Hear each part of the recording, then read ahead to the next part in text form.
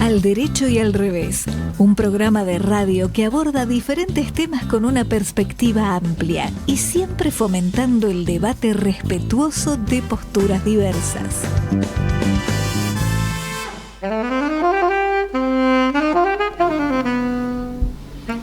¿Qué tal? Buenas tardes, ¿cómo les va? Programa número 371 de Al Derecho y al Revés. Aquí estamos con Marta Ollanarte en el piso. ¿Cómo te va, Alejandro Drukarov? Mercedes Jones en el Zoom. Hola Ale, acá a la distancia, pero viéndolos. Bueno, no, a la distancia, pero muy cerca, no solo en el corazón, en la imagen y en la voz. Bueno. Acá lo tenemos a Leo Justi operando, a Fede Politi en la producción. Nos pueden llamar al 3987-4118 y 3987-4117 y nos pueden mandar WhatsApp al 11 5575 9133. Los estamos esperando. Bueno, tenemos un cambio de último momento en la programación de hoy porque la invitada que habíamos anunciado, María Eugenia Estensoro, teníamos muchísimo interés en conversar con ella. Lamentablemente un tema repentino de salud le ha impedido participar y velozmente la producción de este hizo un giro espectacular hacia el norte. Entonces, sí, hacia el norte, y vamos a recurrir a nuestro columnista estrella en Estados Unidos, desde Washington, Marcelo de Jesús, en este día tan especial previo a las elecciones. Pero ya han votado 77 millones de personas. La mitad. Exacto, la mitad de los que votaron en la última elección. Es impresionante. Ya votaron. Impresionante. Wow, mañana vamos a estar todos prendidos, pero bueno, ya lo haremos con Marcelo. Sí, lo hablamos, ¿no? Con Marcelo en la segunda mitad, tal cual. Queríamos empezar hablando de un tema muy doloroso, muy triste, pero al mismo tiempo muy serio y muy preocupante, la tragedia de Valencia, que para dar una idea, porque por ahí alguno de nuestros oyentes no lo escuchó, cayeron en Valencia en 4 horas lo mismo que produjo el desastre en La Plata hace tantos años, ¿te acordás, Marta? La inundación tan terrible, en 8 horas. Es decir, 450 milímetros en 4 horas, una cosa alucinante que produjo esta tragedia espantosa, con cientos de muertos, con miles y miles de personas que han perdido prácticamente todo.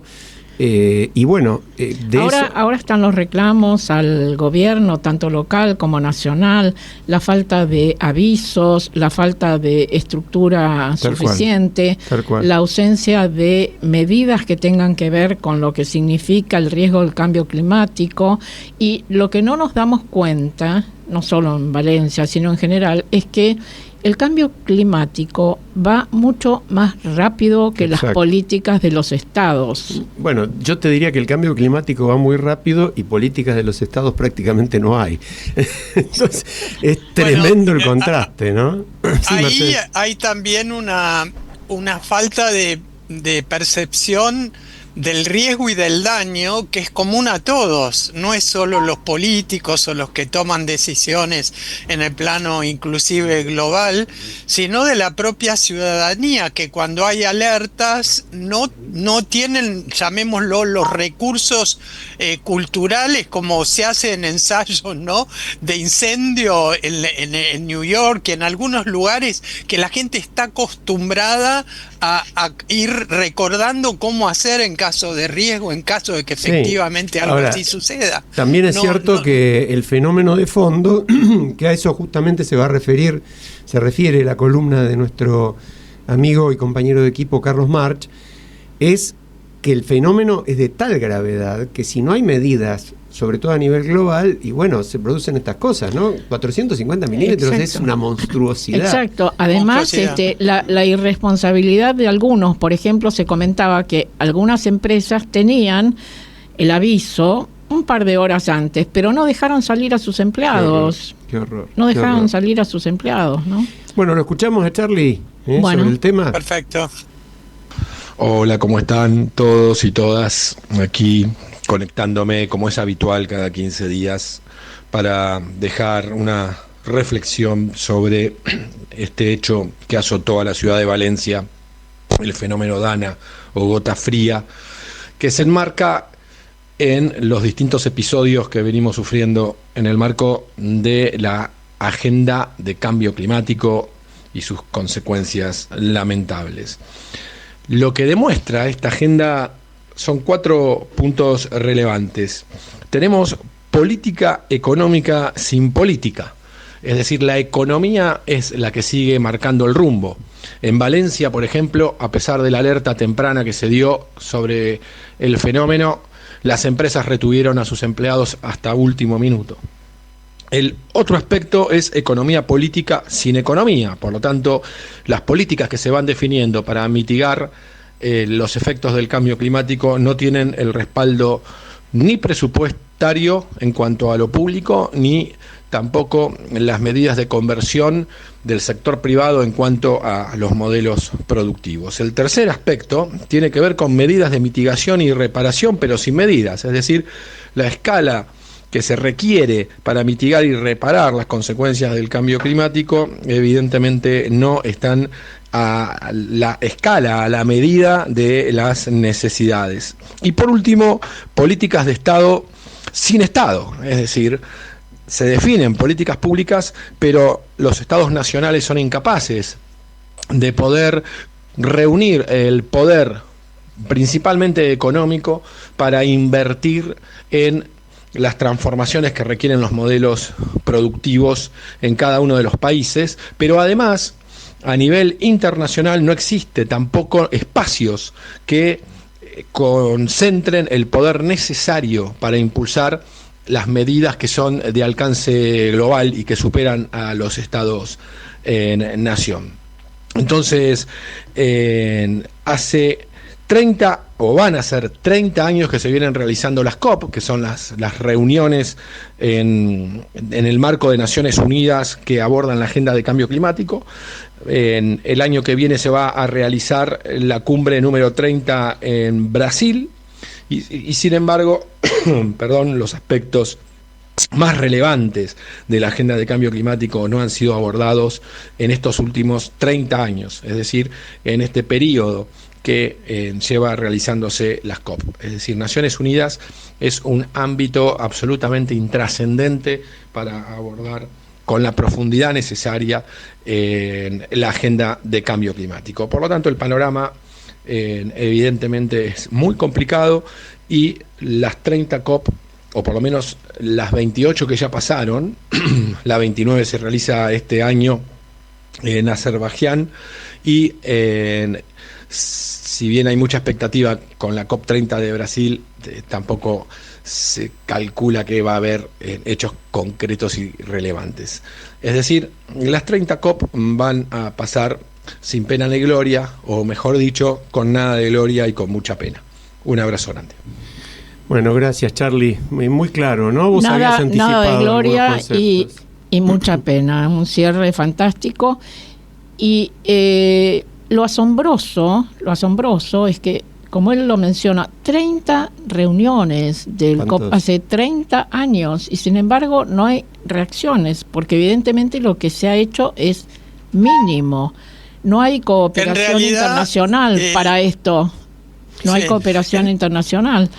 Y bueno, ahí me parece que lo que plantea Carlos, que también lo hemos charlado en distintos programas, tiene que ver con la validez de estos espacios que se crearon en el siglo pasado para tomar decisiones después de la Segunda Guerra Mundial y que no se han reformulado, y donde hubo algunas palabras claves de Charlie: el tema del presupuesto, el tema de decisiones que son globales, de nuevos modelos de producción por parte de las empresas, y si no hay presión económica de los estados nacionales, es decir, de los países, es muy difícil que se puedan resolver problemas que son globales. Porque el cambio climático es global y es complejo. Bueno, ¿no? Eso absolutamente es así. Ahora, hace unos años, y perdón, voy a hacer una breve autorreferencia, yo escribí un trabajo porque se me ocurría una cosa como abogado, digamos, de que arranca la cosa ya desde el derecho romano, la idea de que el que daña a alguien tiene que pagarlo, ¿no? Y enfoqué por ese lado el tema ambiental en un trabajo que tuvo alguna repercusión académica, inclusive alguna repercusión compartida en algún otro país, diciendo quien daña debe indemnizar, es decir, las grandes compañías, por ejemplo las petroleras, pero tantas otras, ¿no? Establecer alguna pauta, no por supuesto para que quiebren, no por supuesto para que no existan, sino para que con ese dinero se puedan construir cosas. Algo de eso hizo un estudio impresionante, que fue el famoso informe Stern, contratado por, es decir, indicado por el gobierno del Reino Unido y hecho por el canciller del gobierno en ese momento, que era Stern, donde dijo: es mucho más barato invertir en esto que el costo que nos va a salir, el nivel de daño que va a generar rápidamente, ¿no? Sí, ni eso ha servido. Alejandro, pero también es cierto que esto es una interpelación al conjunto de la ciudadanía. Es cierto. Porque tal como vos decís, el que daña debe pagar. Nosotros estamos causándole daño al planeta, y vaya si lo estamos pagando. Sí, exacto. Pero a ver, lo que pasa es que no es lo mismo el daño que causás vos o yo, o incluso el daño, a pesar de lo mal que se maneja, que causa cada país de Latinoamérica, con el daño que causan, por ejemplo, las grandes potencias, porque la clave está en Estados Unidos y China. Es verdad, pero si nosotros tuviéramos más conciencia, si nosotros como sociedades tuviéramos más conciencia, podríamos exigir con más fuerza, con más intensidad y producir algunos resultados que, mientras la ciudadanía no se mueva, las empresas, ¿por qué se van a mover y preocupar por esto? Bueno, quizás porque los dueños deberían pensar en sus nietos, pero ponele que no, porque lamentablemente es así. Yo creo que es cierto lo que vos decís, no hay ni siquiera una mínima campaña que convenza a la gente que prende el aire acondicionado en el tremendo calor del verano, y el que viene va a ser particularmente duro, a 27 grados, por ejemplo, que se puede perfectamente vivir, se vive mucho mejor en salud poniéndole una temperatura más alta y se gasta muchísimo menos. Hay miles de cosas que se pueden hacer. Perdón, dijiste lo sube a 27 grados. No. En verano no lo sube a 27 grados, en verano lo baja. No, que lo pongan 27 grados, decir, porque la mayoría lo ponen 22. Esta es la desgracia. Sí. Alejandro, de todas maneras, y Marta, yo entiendo que a nivel individual hay responsabilidad, pero cuando vos te enterás que las empresas suizas hacen en nuestros países y tienen políticas y malas prácticas que son penadas por la ley en sus países, te das cuenta que hay una estructura que corregir, que es a lo que hacía referencia Charlie, que tiene que ver con modos de producción depredadores, y lo que vos decías de tu trabajo, Alejandro, que algunos países tienen leyes que protegen, sobre todo, por ejemplo, la minería a cielo abierto, y en otros países no, y ahí entran todos los procesos de corrupción y de decisiones políticas. Vos lo estás diciendo, ¿por qué los suizos no hacen eso en Suiza y lo hacen acá? En una época los alemanes también. Así nosotros es. En Poder Ciudadano, cuando estudiamos algunas cuestiones de corrupción muy relevantes, aparecía que los propios empresarios alemanes le decían: no, esto acá no se puede hacer, en Argentina sí. Bueno, pero porque la sociedad alemana reaccionaba, porque los suizos reaccionan, nosotros no reaccionamos, porque nos parece que todo anda bárbaro y todo... Ahora, hay reacciones que también quizás los poderosos deberían empezar a computar un poco. Fue muy violenta la agresión al rey de España, que es una figura no discutida. Intocable, claro. Y era intocable. Lo llenaron de barro en un reclamo muy violento de gente que había perdido todo y que de repente dicen: ¿qué venís a hacer acá? Tratá de resolver el problema, no me vengas a poner la cara en este momento. Lo mismo le pasó al primer ministro Pedro Sánchez, y lo mismo le hubiera pasado a cualquier otro primer ministro, independientemente del partido al que pertenezca. Las dos cosas son horribles. Las dos cosas son horribles. Bueno, vamos un poquito a la Argentina. Si me permiten, yo quiero recordar a una persona, no sé si me va a dar la voz y el corazón para mencionarlo, porque lo estimaba mucho. Voy a tratar de honrar su legado. Estoy hablando de Juan José Sebrelli, un grande. Se nos fue un grande el domingo pasado, a los 94 años, lúcido hasta el final. La semana pasada estuvo en un acto, en la presentación de un libro en referencia a él mismo, ¿no? No habló porque ya no estaba muy bien, pero estuvo atento a todo el evento. Y yo quiero decir, yo inicié mi vida intelectual, si alguna he tenido o tengo, con Sebrelli antes de yo tener 20 años, tenía 15 o 16, y lo primero que me atrapó de él fue Buenos Aires, vida cotidiana y alienación. Entonces, lo que yo quiero hacer es recomendar libros de Sebrelli, cualquiera. Miren, hay varios, cualquiera. La saga de los Anchorena, Los deseos imaginarios del peronismo, un diálogo fantástico que fue una de las últimas cosas que escribió entre Blas Matamoro y él, Blas Matamoro desde Madrid, él en Buenos Aires. Bueno, no sé. Yo te voy a agregar algo, Marta. Sí, a ver. El 1 de noviembre de 2022, es decir, hace un poquito más de 2 años, tuvimos la suerte de tenerlo a Sebrelli con nosotros. Exactamente. En un programa que oportunamente seguramente repetiremos esa entrevista al aire para que nuestros oyentes la puedan disfrutar, porque con los 92 que tenía en ese momento su lucidez era asombrosa, verdaderamente asombrosa. Bueno, ya tomamos esa idea, vamos a repetir ese programa. Dale, Mercedes. En ese momento recuerdo que hicimos referencia a la figura del intelectual público y hablamos de Sócrates, ¿no? Que él le decían el tábano de Atenas.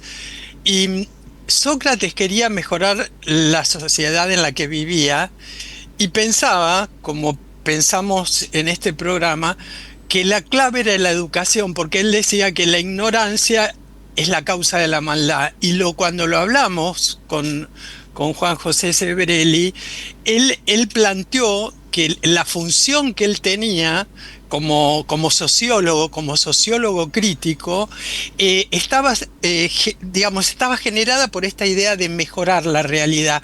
Y él se definía como que su modelo de intelectual habría sido Sartre, porque era un intelectual libre. Y él...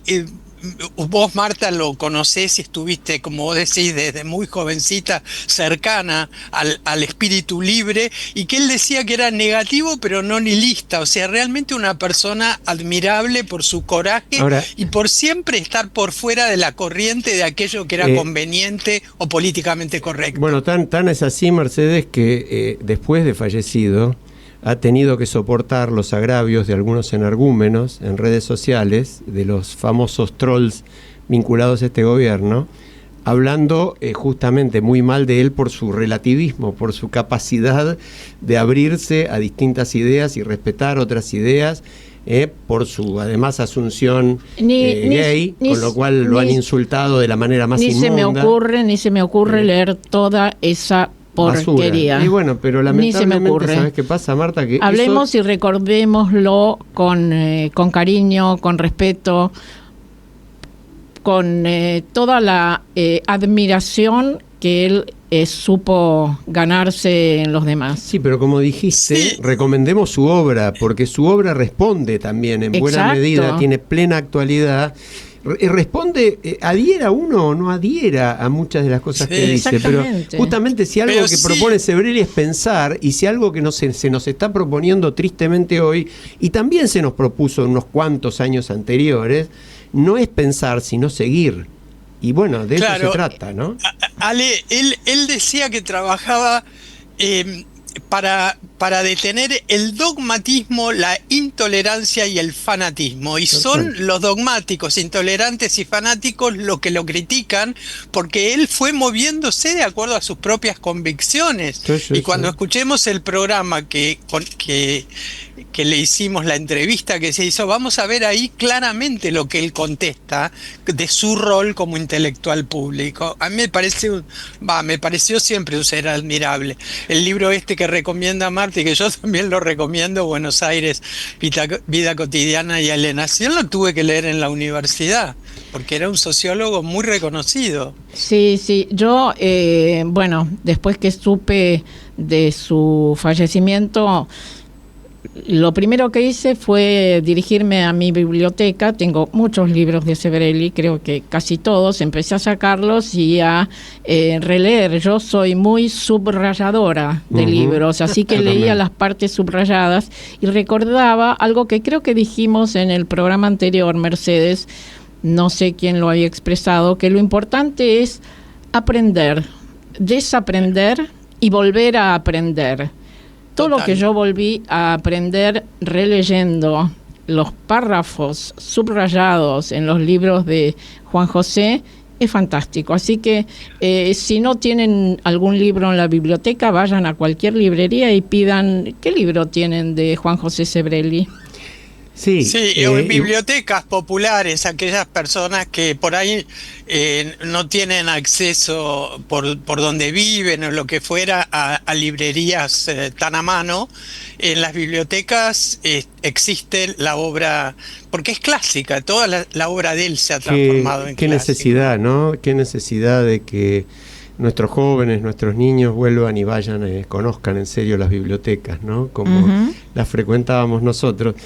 Yo los quería llevar un poquito a la realidad, porque en esta realidad, como decimos con Marta, que no sale de su asombro, de repente hay cosas le vamos a tener que agradecer eternamente a Tute que nos haya regalado esa expresión maravillosa. La realidad no sale de su asombro. Sí, lo que pasa es que la expresión es muy linda. El asombro no significa que sea un asombro por lo bueno tampoco, ¿no? Porque yo quería mencionar que hoy, en una entrevista que le concedió a su pareja, Amalia Yuyito González, el presidente Milei, cosa atípica verdaderamente, pero bueno, cada uno le da entrevistas a quien quiere, el presidente dijo, con respecto a la remoción reciente de la canciller Mondino, que, como tomando las palabras de Tute, parecería que pasó hace, no sé, 15 días, 20 días, y fue hace 3 o 4, dijo que cometió un error imperdonable que le costó el puesto en 30 minutos, es decir, qué definición, ¿no? Un presidente que echa a un ministro en 30 minutos, y agregó, no solo le costó el puesto a Mondino, todos los responsables de esto van a ser sumariados y echados. Para que termino esto, los trató de traidores a la patria, y sobre los diplomáticos de carrera, agregó, es un conjunto de imbéciles y arrogantes que se creen que le pueden manejar la vida al resto. Y yo agrego algo que dijo y que no pude menos que decir, pero ¿en qué época estamos viviendo? Dijo que van a iniciar en Cancillería una auditoría ideológica. Eso, traducido al lenguaje común, es una policía del pensamiento. Sí, no sé, me recuerda. ¿Cómo se llamaba el kirchnerismo? Ese instituto que crearon también. Efectivamente había. ¿Te acordás? Pero me da la impresión de que trataban de disimularlo un poquito más en los términos. Pusieron un título que era más o menos así como de monitoreo ideológico. Acá el planteo fue identificar en Cancillería a los impulsores de agendas enemigas de la libertad. Bueno, en fin, ¿no? En estos días casi diría que 4 o 5 artículos que leí de periodistas muy destacados y de periodistas que estuvieron en la primera línea para criticar muy duramente al kirchnerismo y que hoy mantienen clara coherencia, hablaron de policía ideológica, hablaron de un tal Joseph McCarthy, que nuestra audiencia, algunos recordaremos, ¿no? Pero algunos no tendrán idea. El macartismo, que viene del nombre de McCarthy, es la famosa Comisión de Actividades Antipatrióticas o algo por el estilo, que se fundó en el Senado de los Estados Unidos para detectar comunistas. Hay un artículo extraordinario de Tato Borenstein. Tatito, perdón, Tato, le digo yo, Tatito Borenstein. Extraordinario. Somos todos comunistas. Sí, como dice él, hasta la vicepresidenta. Es más, hay que ver si la propia hermana del presidente, no sé, pero cualquiera es sospechoso de comunista. Y además, tan antiguo es eso, ¿no? Porque prácticamente no existe el comunismo hace muchos años, ¿no? En fin. Yo quiero hacer mención a una efemérides para también dele. pensar lo que pasa en relación a eso en nuestro querido país. Hoy, 24 de octubre, perdón, ¿qué digo 24 de octubre? Mirá cómo estoy, ya me fui. 4 de noviembre. Bueno, 4 de noviembre. 24 con 4 pega. Y octubre a noviembre es el mes que sigue. Y bueno, digamos. Es un saltito. Hace poquito, ¿no? Bueno, hoy 4 de noviembre es el Día Mundial para la Educación, la Ciencia y la Cultura, que en su momento fue declarado por la UNESCO. Me parece que son 3 temas que dan para hablar en nuestro país. Educación, ¿cómo estamos? La ciencia, ¿cómo estamos? La cultura, ¿cómo estamos? Pero no tengamos claro que no es de ahora que estamos mal en estos temas, es como venimos derrapando. Venimos derrapando. Por eso en el programa que viene, ¿qué va a pasar, Alejandro? Bueno, en el que viene no, pero en un par de programas, el programa que viene no, pero en un par de programas vamos a tocar específicamente el tema de educación con uno de los grandes expertos argentinos, que es Bernardo Blechmar, que hace algún tiempo estuvo con nosotros, y vamos a hablar de eso porque yo creo que hay consenso global, es como el calentamiento global. No sé a quién se le podría ocurrir cuestionar que sin educación, sin cultura y sin desarrollo tecnológico y científico propio no hay futuro. Ya a esta altura no hay ni presente directamente. En los primeros tiempos de Poder Ciudadano imprimíamos y vendíamos remeras, incluso algunos de nosotros en la calle o en los eventos que organizábamos. Unas de ellas decían: si cree que la educación es cara, pruebe con la ignorancia. Extraordinario, extraordinario. Hay que decirlo una y otra vez. Yo tenía, si no les molesta, un par de pensamientos despeinados de Stanislav Jerzy-Lek, gran pensador que muchas veces hemos citado en el programa. Son aforismos muy breves. El primero dice: en la cima se está al borde del abismo, ¿no? Buena advertencia para los que se creen en la cima. El segundo: el hombre se siente a veces como el amén de una oración que no conoce. ¿Y la mujer cómo se siente? Bueno, perdónalo a Stanislav, fue hace unos años. Es verdad. Pero tenés razón.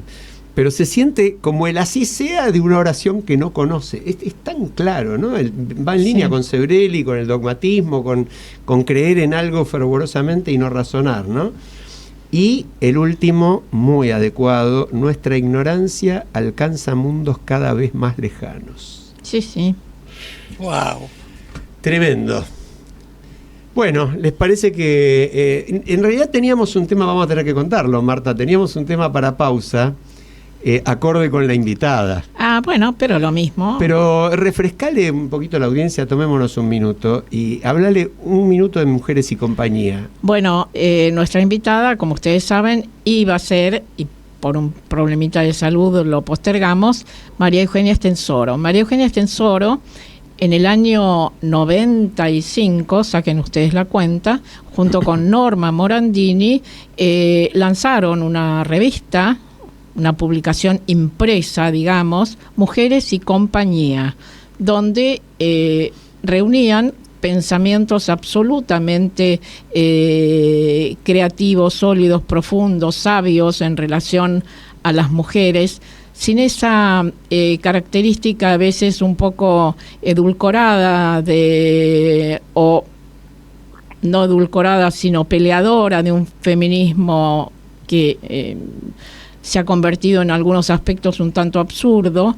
Y allí colaborábamos muchas mujeres. De hecho, mi socia, que en ese momento era Adriana Schifrin, y yo teníamos una columna en cada uno de los números, ambas abogadas. Entonces la columna se llamaba Con Todo Derecho, ¿no? Y qué lindo, ¿no? Qué buen título. Con todo derecho. Qué bueno. Vamos a aclarar, no tan bueno como Al Derecho y al Revés, pero después de Al Derecho y al Revés, ranquea bárbaro. Con todo derecho, sí. Habla 2 minutos de tu socia, que fue un ser emblemático también. Sí, admirable. Adriana Schifrin, una excelente abogada, mediadora. Ella escribió un artículo justamente para Mujeres y Compañía en nuestra columna, que daba cuenta de lo que hacíamos nosotras en el estudio. Lo que más nos gustaba hacer era mediación, ¿no? Porque como abogadas fuimos formadas, como se forma en la Facultad de Derecho, para el conflicto, y es tan importante desarmar conflictos y es tan importante saber mediar. Y ella empieza diciendo en una de sus notas: algunos clientes me preguntan cuando yo le hablo de la mediación, me dice, ¿cómo doctora? ¿Qué me dice? Medium. ¿Qué es? ¿Meditación, doctora? No. Y ella le decía mediación y explicaba de qué se trataba. Bueno, Mujeres y Compañía estuvo un tiempo y después se discontinuó la revista, y este año Norma Morandini y María Eugenia Estensoro volvieron en esta oportunidad como newsletter a editar Mujeres y Compañías. Buenísimo. Les recomendamos especialmente que busquen en internet Mujeres y Compañía y aparecerá el link de la newsletter. Sí, es Mujeres y Co. El sitio, es verdad, ¿no? mujeresyco.com, entiendo. Hay un artículo muy, muy bueno de Marta sobre el que se habló la semana pasada, y hay unos cuantos artículos. A mí me encantó uno que íbamos a hablar con María Eugenia hoy. Las ya mujeres hablaremos, sabias. el de Mujeres Sabias, ¿no? Maravilloso. Sí, muy bueno. Realmente, mira... que nos cuenten por cómo se les ocurrió reeditar y comenzar con la iniciativa nuevamente, ¿no? Sí, tal cual. Bueno, ahora Así que tenemos que tenerla de invitada de alguna manera después. La tendremos lo antes posible. Nos vamos a la pausa brevemente, que estaba vinculada con eso, el tema musical estaba vinculado con eso. Ya volvemos. Al derecho y al revés, un programa de radio que busca analizar, compartir y explorar diferentes temáticas por medio de la reflexión, el diálogo y la invitación a la acción.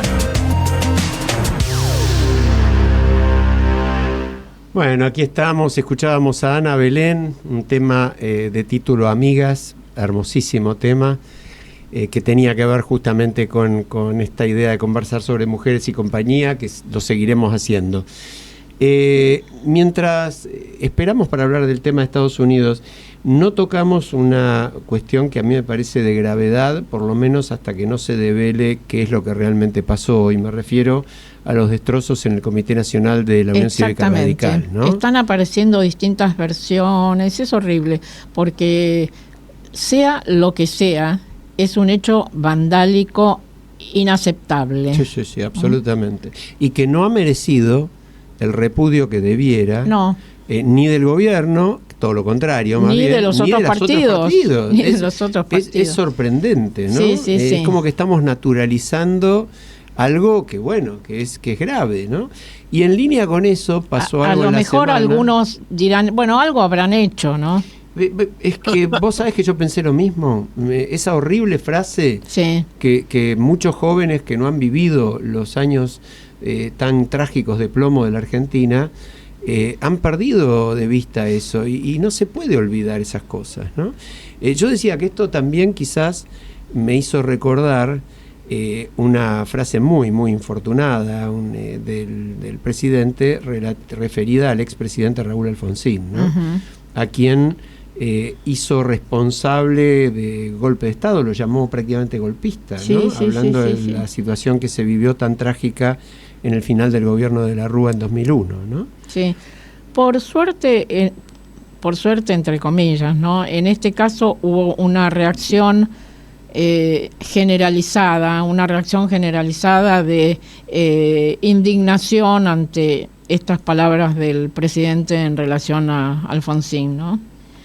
Sí, yo creo que faltó, no sé, Mercedes, vos qué opinás, pero me parece que faltaba también un poco de reacción de la dirigencia en general, ¿no? Es decir, sí, claro. Muy deteriorado está el panorama. A mí siempre me admiró y me sorprendió el respeto que tienen la mayoría de los países por sus expresidentes y presidentas. Y yo me acuerdo a Alain Delon, lo estaba haciendo acá en Argentina, entrevistado por un periodista que le habló de manera despectiva de su presidente, y al toque Alain Delon le paró, uno diría no académicamente, ¿no? Lo cortó en seco y le paró el carro. Y le dijo, por favor, le pido que hable con respeto de mi presidente o algo por el estilo. Yo digo, en ese momento pensé, ¿cuántos de los argentinos tendríamos ese tipo de reacción? Porque era manifiesto que Alain Delon no pertenecía al partido político que representaba el presidente. Es un problema de respeto a las instituciones, ¿no? De eso se trata, no de las personas, sino de lo que representan, ¿no? Sí. Pero estamos perdiendo eso, y ni siquiera en el plano histórico.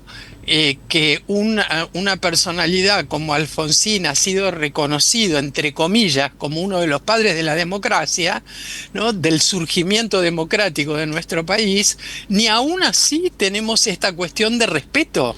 Sí, ¿no? Yo con un agravante, ya lo tenemos a Marcelo con nosotros, pero con un agravante, digo yo, me cuesta entender cuando pasan estas cosas cuál es el beneficio para quien las hace. Eso me parece casi más grave, porque no veo cuál es el beneficio de decir una cosa así. Pero bueno, en Estados Unidos se dicen muchas cosas sin beneficio, Marcelo de Jesús, ¿no es cierto? ¿Cómo te va? Buenas tardes. Buenas tardes a Alejandro, Marta, Mercedes. Gusto reencontrarlos hoy en vivo, y un gusto también saludar a la audiencia de Derecho y al Revés. Marce, contanos cómo se ve el panorama y qué se siente en la calle. ¿Es tanta la expectativa como la que nosotros vemos en los medios, con esta paridad, con estas encuestas que no se definen hasta el último segundo? Sí, la verdad que creo que la gran polarización que hay para esta elección ha motivado mucho interés en las elecciones.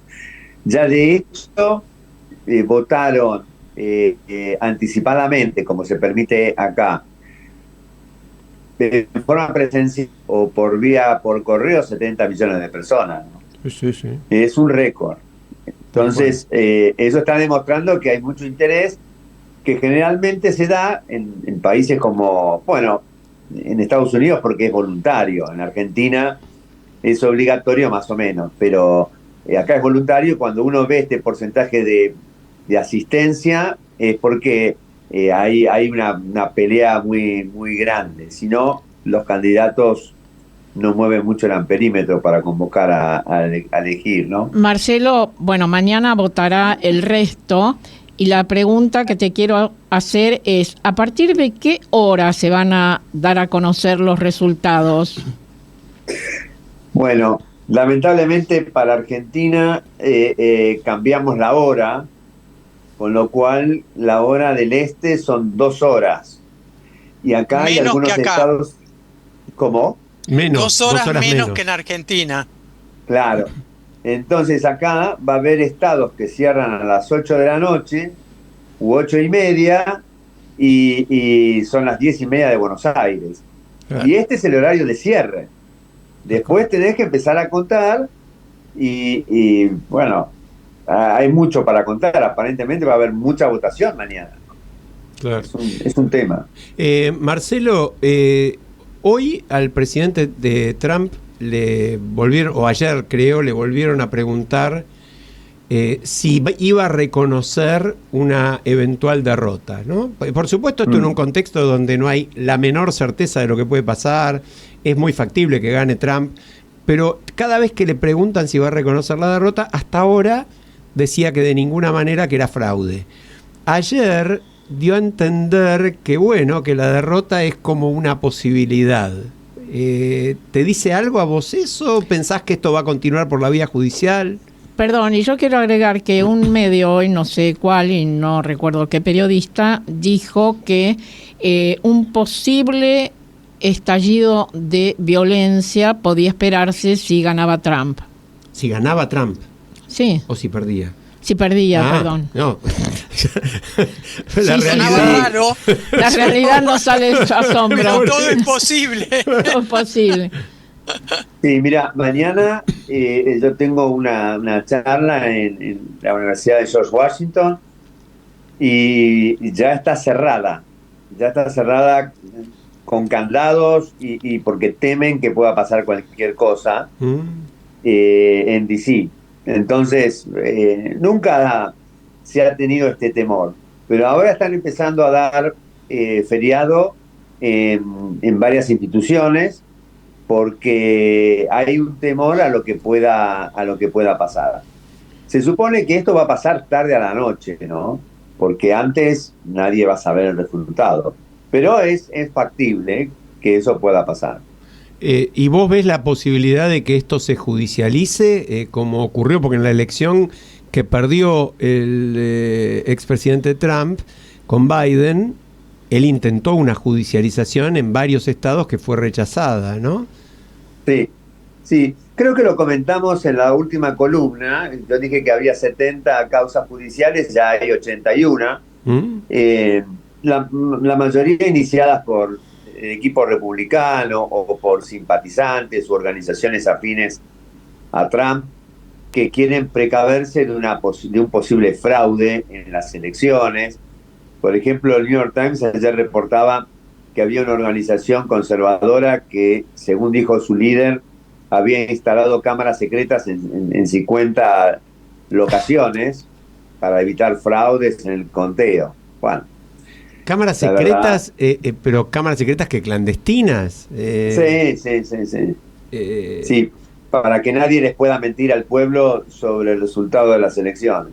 Ahora, yo me imagino, Marcelo, y esto sería bueno explicárselo a la audiencia, que dado que son nada más que dos partidos en cada una de los lugares de votación va a haber cantidad de representantes de los dos, ¿no? Sí, mañana estoy invitado a un centro de votación como observador, voy a ir con una delegación de argentinos también, así que voy a poder contarte más. Pero el Partido Verde puede sacar votos y se supone que si saca muchos votos se los va a sacar a Hillary Clinton. Claro, por tener una agenda más. A Kamala. Perdón. Estamos un poco alterados. No, pero sí, hoy hablábamos justamente de lo que pasó con Hillary, tal cual. Sí, le puede sacar votos, claro, tal cual. Sí, aunque el margen, con que le saque 1%, puede ser suficiente para quitarle, ganar un distrito, ¿no? Con una votación tan cerrada. Igual hay otros partidos que votan, el Partido Comunista está reconocido también, en fin, más que todo es testimonial. Y además hay candidatos independientes que no corren como presidente, pero corren como representantes. Entonces, bueno, la elección obviamente es entre dos grandes partidos, pero depende qué influencia tengan estos candidatos independientes en sacar de algunos votos. A ver, la elección de Georgia en el año 2020 se definió a favor de Biden por 11.000 votos, ¿no? No es nada eso. Sí, hay una grabación, recordalo, Marcelo, que yo lo tengo como medio borroso, donde Trump justamente le pide a un gobernador que le consiga 11.000 votos. Sí. Qué horror. En Georgia. Ok, y eso la gente no lo recuerda, no lo tiene presente. Sigue hablando de posibilidad de fraude, pero no desde el Partido Republicano como actor de esa posibilidad de fraude. Sí, es un fraude raro, ¿no? Porque normalmente los que hacen fraude son los que están en el poder. Y Trump era el presidente en ese momento, ¿no? Con lo cual es difícil pensar que pudiera haber un fraude. Además, Georgia es un estado republicano. Y con Trump ya perdieron 3 elecciones seguidas, ¿no? Perdieron la de presidente, perdieron dos elecciones de senadores a los candidatos que apoyaba Trump. Y bueno, esta puede ser la cuarta. ¿Y qué pasa? Republicano, sí. Marcelo, ¿qué pasa con Pensilvania y qué pasa con Michigan? Bueno, Pensilvania parece ser el estado de la línea bonita, porque los dos están cerrando las campañas ahí, en Pensilvania. Están muy, muy cerca, la verdad. Ganó, en el año 2016 ganó Trump, ganó ahí. En el año 2020 ganó Biden, por poco, pero también ganó. Y en el año 2022 el gobernador elegido fue un demócrata. Ahora, esto aparentemente no indica mucho, porque están muy, muy parejos en ese estado, ¿no? Muy parejos. Marcelo, yo te quería pedir una reflexión. Hay un muy buen artículo, a mi criterio por lo menos, de Eduardo Fidanza, amigo de la casa que ha estado varias veces con nosotros en Perfil este domingo, donde él arranca citando datos que indican que desde 1980, es decir, en los últimos 40 y tantos años, el ingreso promedio del 10% de los estadounidenses más pudientes se duplicó. El del 1% de los más ricos se triplicó. Y el del 0,001% de los multimillonarios se multiplicó por más de 7.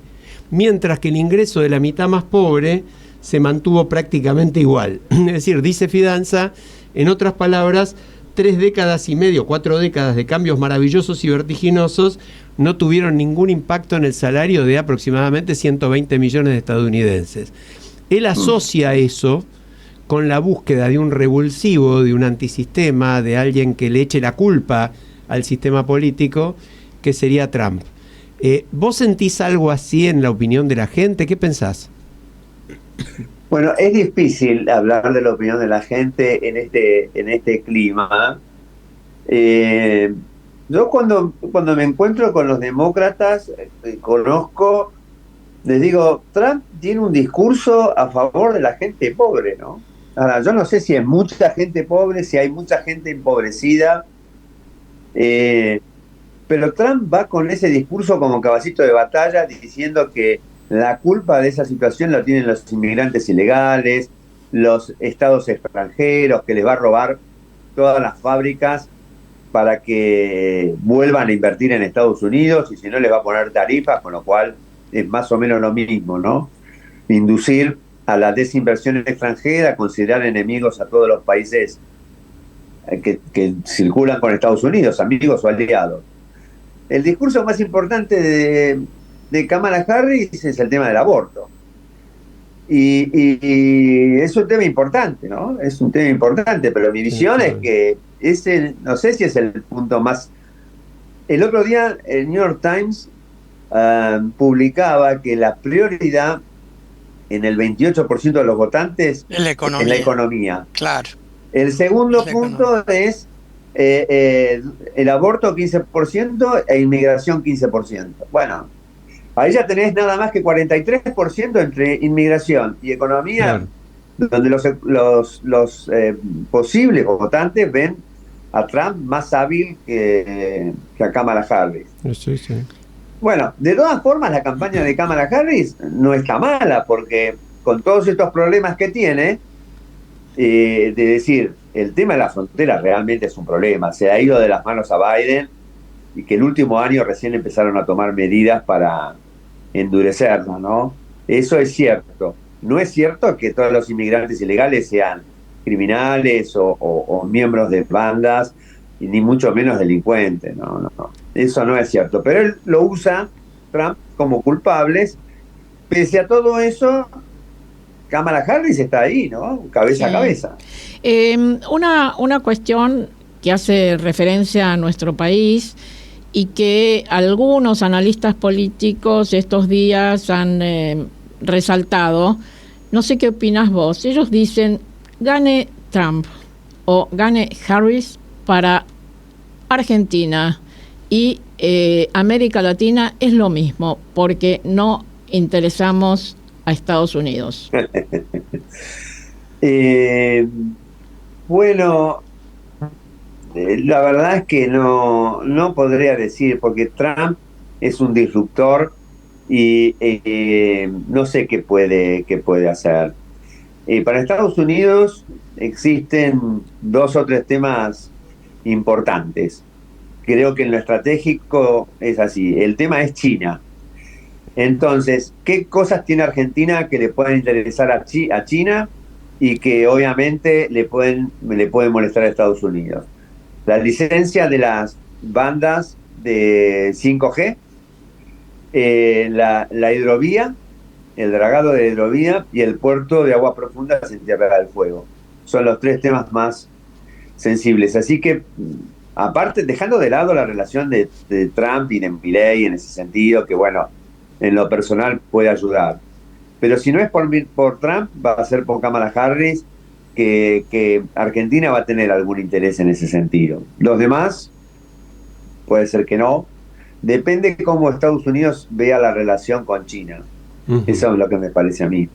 Y yo te agrego algo respecto de la amistad o relación entre Trump y Milei.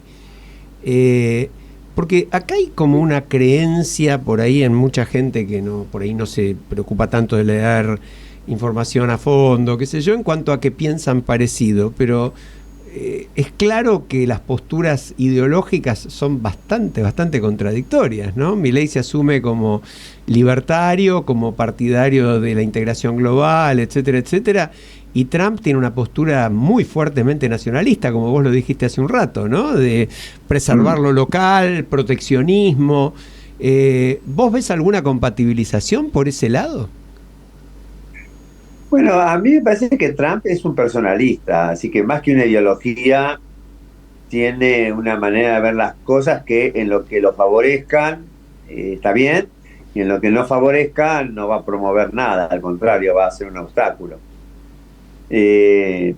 Dicho esto, la verdad es que, por ejemplo, la política económica que propone Trump, como vos decías, es proteccionista, va a aumentar las tarifas, va a poner impuestos a las importaciones que haga Estados Unidos, y bueno, va a poner obstáculos al comercio. Ya en su momento había renegociado lo que era el NAFTA, uh-huh, que ahora es el Tratado del Norte con Canadá y México.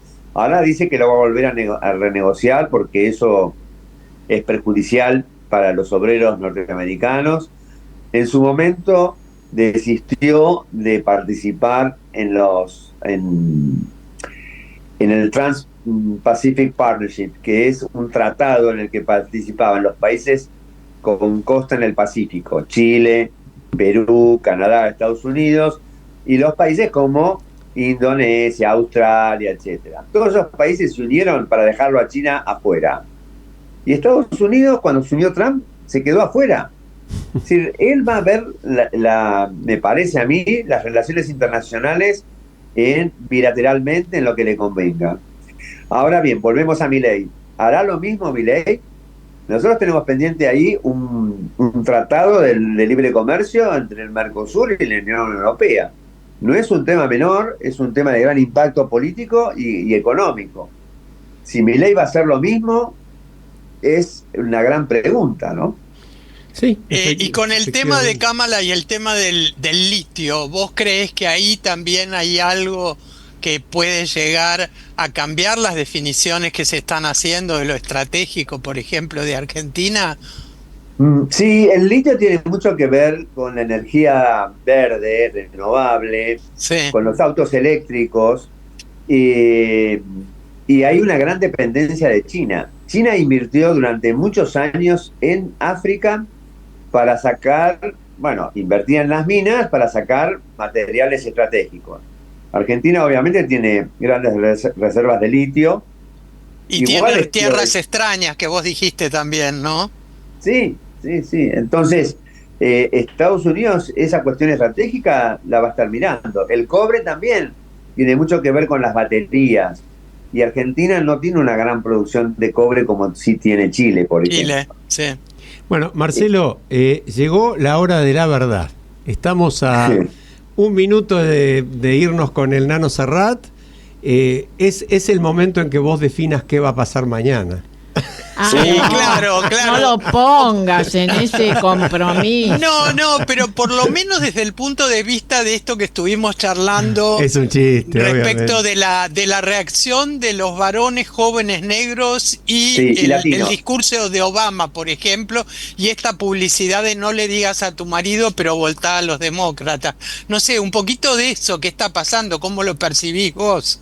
Sí, que adivines, no que adivines lo que va a pasar, pero sí que nos ayudes a analizar. Sí, hay una sensación, no sé si de machismo, pero de hecho Obama sí estuvo liderando reuniones con auditores negros, asistentes negros, con respecto a esa situación, ¿no? A ella no le está yendo bien con la gente más joven, ni con los hombres adultos negros y latinos, y Trump, si ustedes se fijan en el discurso que dio en el Madison Square Garden, dijo muchas malas palabras. Un lenguaje de esos que uno ve de abajo, digamos, no sé, de arrabal, si quieren. Aparentemente le está sosteniendo la campaña sobre ese pilar. Bueno, a Kamala le está haciendo bien con otras personas. Igual va a tener mayoría negra, pero no la va a tener tanto como la tuvo Biden. Claro. Bueno, Marcelo, un placer como siempre. Gracias por tenernos tan cerquita de ese momento de definición. Sí, dos cosas. Dale porque nos vamos. Sí, uno es, hay que fijarse las elecciones en el Senado, porque un presidente sin el Senado hay un gran contrapeso. Y la otra, hablando de dinero, entre los dos ya recaudaron más de 1.800 millones de dólares. Qué barbaridad, qué locura. Dios bueno, mío. tenés un tema fantástico para desarrollar para la próxima columna para nuestro programa. Nos vamos con reencontrarme con ustedes. Un abrazo grande. Nos vamos con el Nano Serrat. Veremos qué pasa mañana. Nunca es triste la verdad, lo que no tiene remedio. Hasta la semana que viene.